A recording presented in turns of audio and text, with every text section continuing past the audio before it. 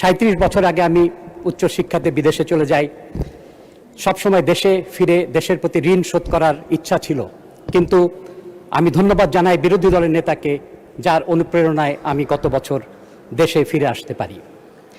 আমি সবশেষে আমার সহধর্মিনীকে ধন্যবাদ জানাই যে 3 দশকের বেশি আয়েশি জীবন ছেড়ে আমার সাথে নতুন বাংলাদেশ গড়তে আমার সাথে এসেছে। স্বাস্থ্য ব্যবস্থার অপ্রতুলতা আর সমস্যা আমার মনে হয় 300 আসনের।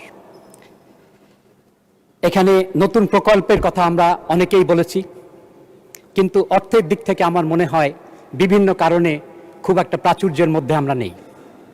তার চেয়ে বেশি হলো অনেক উন্নয়ন সময় সাপেক্ষ। চৌগাছায় 2007 সালে আমার একটা উপজেলা 50 থেকে 100 বেড করার অনুমোদন হয়েছিল, আজও সেই হাসপাতালটা চালু হয়নি। মাননীয় প্রধানমন্ত্রী অত্যন্ত গুরুত্বপূর্ণ বাস্তব একটা কথা বলেছেন, টাকা মুদ্রণ করে আমরা মুদ্রাস্ফীতি পাবো, কিন্তু অনেক সমস্যার সমাধান হবে না। আমার 30টা দেশের বেশি স্বাস্থ্য ব্যবস্থাকে অত্যন্ত কাছ থেকে দেখার সুযোগ হয়েছে, এবং সেই অভিজ্ঞতা থেকে কোনো রকম অর্থ খরচ না করেই স্বাস্থ্য ব্যবস্থার গুরুত্বপূর্ণ এবং তাৎপর্যপূর্ণ উন্নয়ন করার আমি একটা প্রস্তাবনা আজকে দিব। একজন মাননীয় সদস্য বলেছিলেন 25 লক্ষ মানুষের জন্য 25 জন ডাক্তার আছে, তার মানে 1 লক্ষ মানুষে 1 জন ডাক্তার। আমার হিসাবে আমি ইন্টারনেট থেকে যেটা পেয়েছি 10,000 জনে 1 জন ডাক্তার মনে হয় আছেন বাস্তবে। বিশ্ব স্বাস্থ্য সংস্থা চায় 1000 লোকের জন্য 1 জন ডাক্তার। আমাদের পার্শ্ববর্তী প্রতিবেশী ভারতে 900 জনের মধ্যে 1 জন ডাক্তার আছেন। কিউবাতে 1000 জনের জন্য 8.5 জন ডাক্তার। অনুপস্থিতি আনঅথরাইজড অ্যাবসেন্স 10% ডাক্তার স্বল্পতার কারণ।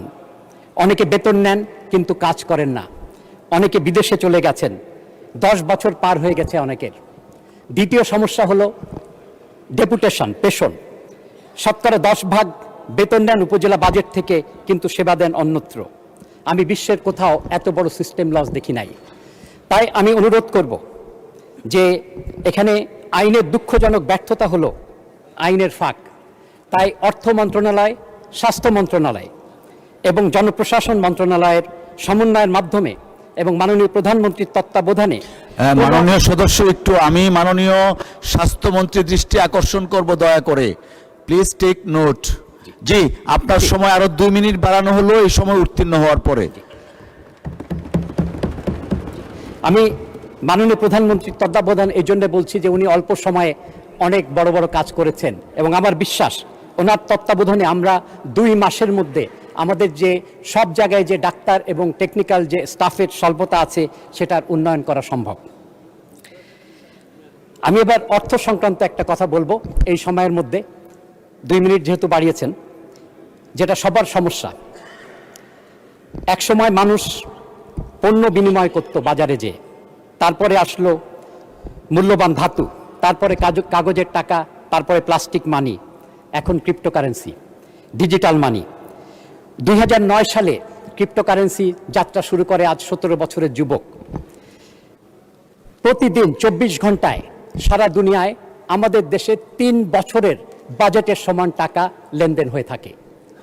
ইউরোপ, আমেরিকা, অস্ট্রেলিয়া, দুনিয়ার সমস্ত উন্নত দেশে এবং উন্নয়নশীল দেশে, এখানে দুনিয়ার বড় বড় স্টক এক্সচেঞ্জে, নিউ ইয়র্ক, টোকিও, সমস্ত জায়গায়, লন্ডন, ফ্রান্স, প্যারিসে কিন্তু এখানে আইনসম্মতভাবে ক্রিপ্টোকারেন্সির লেনদেন হচ্ছে।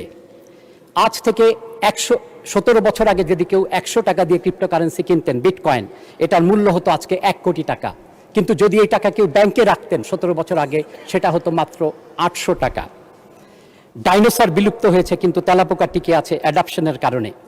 কিউবা সহ দুনিয়ার 3টা দেশে মানুষ বাজারে যেয়ে, মুদির দোকানে যেয়ে তারা ক্রিপ্টোকারেন্সি দিয়ে কেনাবেচা করতে পারে। দুনিয়ার বহু দেশের পার্লামেন্টে এখন আলোচনা হচ্ছে যে ক্রিপ্টোকারেন্সিকে ঠিক এই মর্যাদা দেয়ার।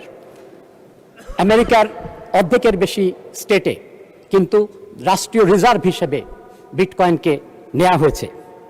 এখানে রাজস্ব আয়ের উৎস হতে পারে, কারণ ক্রিপ্টোকারেন্সিতে ফাঁকি দেওয়ার কোনো কায়দা নেই। কিন্তু আমরা এখনো এখানে যাত্রা শুরু করতে পারে নাই।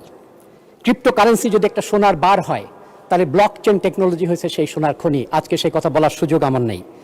তাই আমি অনুরোধ করব, অর্থ, আইন এবং বাণিজ্য মন্ত্রণালয় নিয়ে অনতি বিলম্বে একটি কমিটি গঠন করে যথাশীঘ্র মহান সংসদে একটি রিপোর্ট পেশ করা হোক, এবং আমার বিশ্বাস সেই রিপোর্ট এটার পক্ষেই কথা বলবে, এবং আমরা 17 বছর পেছনে আছি, কিন্তু আমরা আমাদের যাত্রা শুরু করতে পারবো এই আশা করে আমি শেষ করছি। ধন্যবাদ আপনাকে মাননীয় স্পিকার।